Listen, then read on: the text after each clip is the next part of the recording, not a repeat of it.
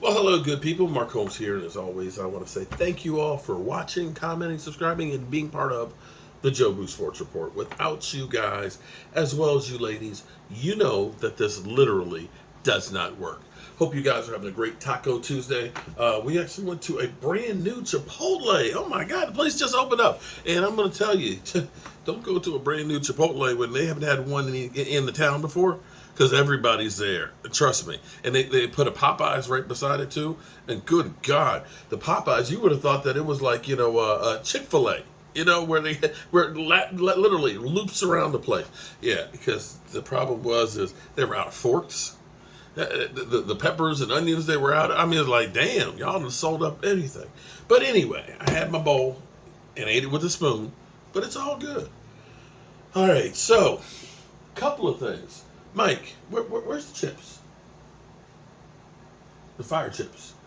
You know, I realized something today. We were actually at 7-Eleven. I want to get myself some water and stuff for the night. I'm at the hotel, motel, Holiday Inn. I'll be back at the man cave tomorrow. Yeah. Yeah. Working on Thursday. Yay. This is, you know what? This is perfect.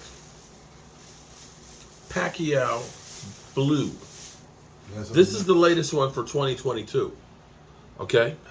3 killer peppers. Not 1, not 2, but 3. And check this shit out. Look, it will turn your tongue blue. And I'm sitting here thinking, deja vu. I think watching that game is going to be the same as eating this damn chip. No bullshit. Because I think Jerry Jones, he has literally made us have the Pacquiao chip with the shit that he's sold us. Okay? Now, let's stop here for a second. We got so much stuff that's going on, it's kind of crazy. We have Jerry Jones telling us, well, we got some good news on Dak Prescott. Yeah, he's going to be, it's going to be better than what they said. It's going to be 3 or 4 weeks. And this morning I was like, oh my God, really? It could be 3 or 4 weeks? But then I started thinking, didn't they tell us that Michael Gallup was going to be ready to start the season?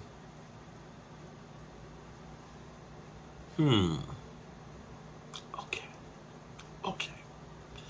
Didn't they tell us that Neville Gallimore's hyperextended elbow, he'd be out for only 3 games?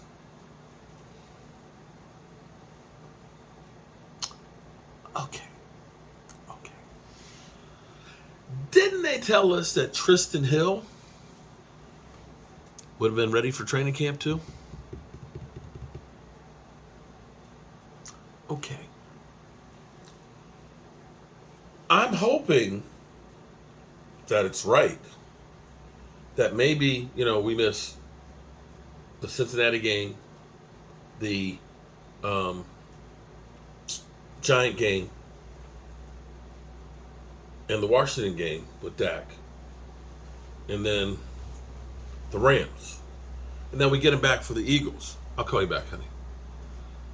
But I'm not counting on that. Because I started thinking about it. Jerry Jones is the same guy who sold us on, it's not the right way to build a team by spending money. We believe in our own guys. What the Rams are doing, signing all those players, that's not the way you build a team, son. We're better off. You can't pay Amari, so we're better off with these undrafted rookie free. And CD, that boy CD, he's the number 1. Yeah, and man, you're going to see something special there with Tony Pollard in the slot. And we bought it hook, line, and sinker. Right? We bought it. Yeah. We drafted Tyler Smith to be a replacement for Tyron Smith, and we got that, we got Josh Ball out there. Josh Ball been looking good out there. Yeah. Okay. So I have to believe that some of that is Jerry Jones being the snake oil salesman that he is. Then we got Kellen Moore. Kellen Moore, okay. Kellen Moore, who Devin White literally just said, this offense is easy. We just looked at the film from last year and we knew he was going to do the same thing. And that's a problem because if Kellen Moore, not having Amari Cooper, not having Cedric Wilson, having an offensive line that is not the same with Tyron Smith out, and you're running the same plays, that was Jason Garrett-esque. Because when Tony Romo went out in 2015, and we had Brandon Wheaton, we all knew Brandon Wheaton couldn't go to the left and throw because he's going to intercept every time. And lo and behold, they kept going to the left and acting like it's Tony Romo out there. When Tyron Smith went out against Atlanta, they kept acting like Tyron Smith was still there with Chaz Green. And Chaz Green went through and lit up Dak Prescott. Dak Prescott was sacked 8 times in that game. Because they didn't change anything. You could look like after 2016 season, where they figured everything is good, we don't need to change anything, and they didn't, and other teams understood what they were doing, that literally Denver knocked you the hell out. And you could see in All or Nothing, the coaches were like, well, what do we do?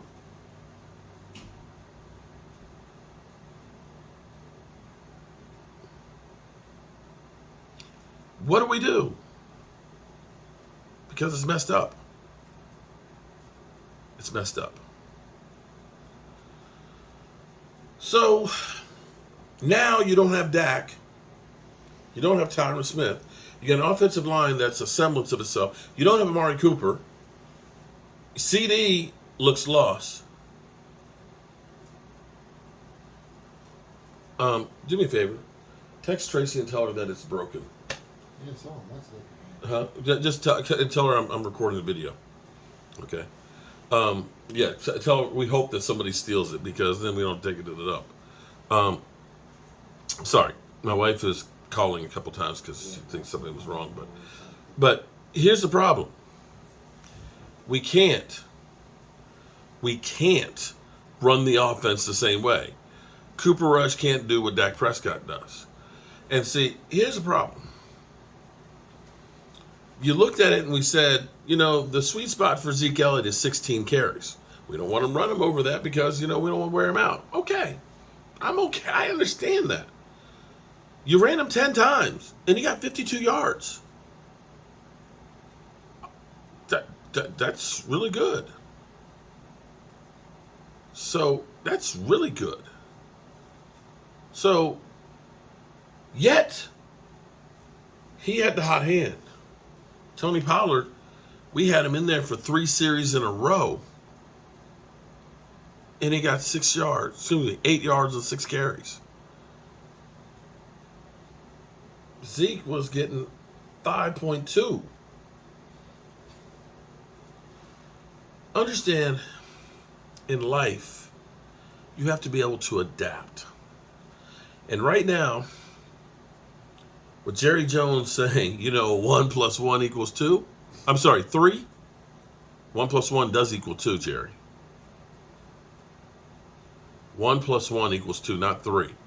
When Jerry Jones says that, Dak Prescott will be back in 3 or 4 weeks, then probably the real number is something different because he don't know how to do math. And the thing you have to worry about is, like Chris Godwin, just started practicing the week of the Cowboys. He played good until he kind of hurt his hamstring because he hadn't practiced enough to really get his body in shape. He'll be okay in a couple of weeks, but maybe if you wait another week or so, he wouldn't be missing some of the other time. And that's what you have to look at and say, with a quarterback as opposed to an offensive lineman. Offensive linemen, they put the soft cast on them, and they can play. But when you throw a football, you got these 4 fingers right here on one side of the ball, and you got this thumb here. And you got to hold that ball. And if you're up under center with the thumb, that right at this moment as we speak, It's got screws and a plate holding it together.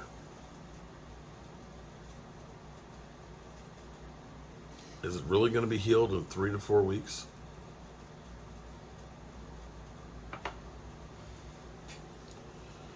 So, I don't understand this faith in Kellen Moore. I'm old enough to remember when everybody said he was a boy genius and was, the next hot head coach candidate. I'm old enough to remember that. But right now, you have to sit there and question. As I watched that game, I said, this is what I said I would do. I would try and establish the run, get some confidence in the offensive line, use 12 personnel, right? And use my tight ends. Right now, if you don't do something to try and get these wide receivers open, which is slow down the amount of D-backs that are going to be out there against them, because what you need is that safety to have to be covering the middle of the field. You need him in the box. You need to start getting some one-on-ones because there's no separation with these wide receivers. You're going to need to start using the tight ends, not just Dalton Schultz, who's our leading receiver. You need to use Jake Ferguson.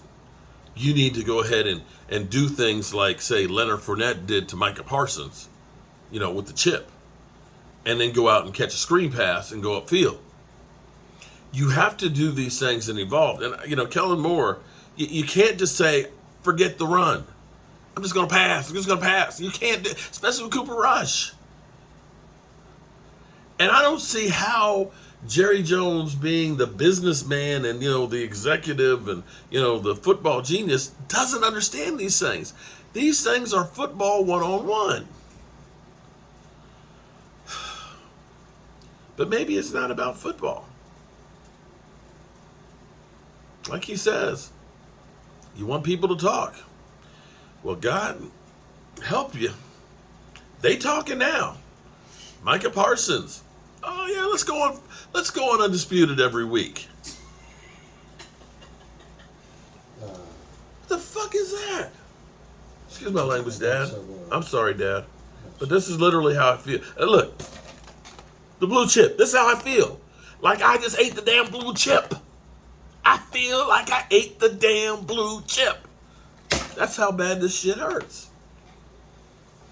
Because the problem is Dak coming back, we still have the underlying problems. We still have Kellen Moore calling the plays, who is predictable. And for all those out there saying Dak sucks, I hate to tell you, if the defense knows where you're going with the football, it's really hard to be successful. You can see that every time when we got 2-man routes and they got 3 people around them, who are you going to go to? It's him or him. That's it. And I got to get rid of this football because I'm about to get lit up or get my hand broken. And this stuff with Micah Parsons, okay, you know what? That one bothers me. Because you know what you get. Micah, have you ever watched Undisputed? Which is Cowboys TMZ, where you got Skip Bayless, who's constantly, of course, throwing jerseys in the trash of players. That everything is a clickbait. My Dallas Cowboys, or that's bullshit, and that they were setting your ass up. You just realized that when you lost? How about this? Jerry, do one of two things, Jerry. Either run all those other businesses and let somebody run the football organization, or let somebody else run all those other things and run the football thing. You got spread out all over the place. And quite frankly, I look around at our offensive coaches. I think you've done good with leaving the defense alone. But as I look across on the offensive side and see all the problems that we have Kellen Moore, Mr. Predictability, Mr. I live by the pass, I'm going to die by the pass, and I'm going to get my quarterback. killed, right? Right? Who doesn't understand that change is good. I got Mike McCarthy, okay, who literally, when I was at training camp, I'm watching, Dan Quinn running around all over the field and everything else, players on the field, and here's the Porta-John, here come Mike McCarthy right out the Porta-John. And I was thinking, if that's that's kind of poetic. He's in the Porta-John. Mike McCarthy, who's got clock management issues. Yeah. And then you got an offensive line coach who you kind of wonder. The offensive line coach, Joe Phoeben, is he really a good coach on the offensive line? I've just seen my offensive line through the time that he's been here as offensive line coach just deteriorate. Mike McCarthy guy. Mike McCarthy picked him. And so, yeah, I'm sure that Cowboys Nation, what? After throwing trash at Dak, after literally throwing trash at Dak, all of a sudden got happy. What? You mean he's not lost for 10 weeks? Jerry Jones done it to us again. He's done it to us again. So, unfortunately, my videos here take a long time to upload. That's why I haven't had that many videos out today. I'm sure a lot of YouTubers out there are happy because they're like, oh my God, Mark's only had like 4 videos today. Sorry, but you can only do what you can do. Whew. But tomorrow's another day. All right, good people. I will catch you on the flip side. Peace.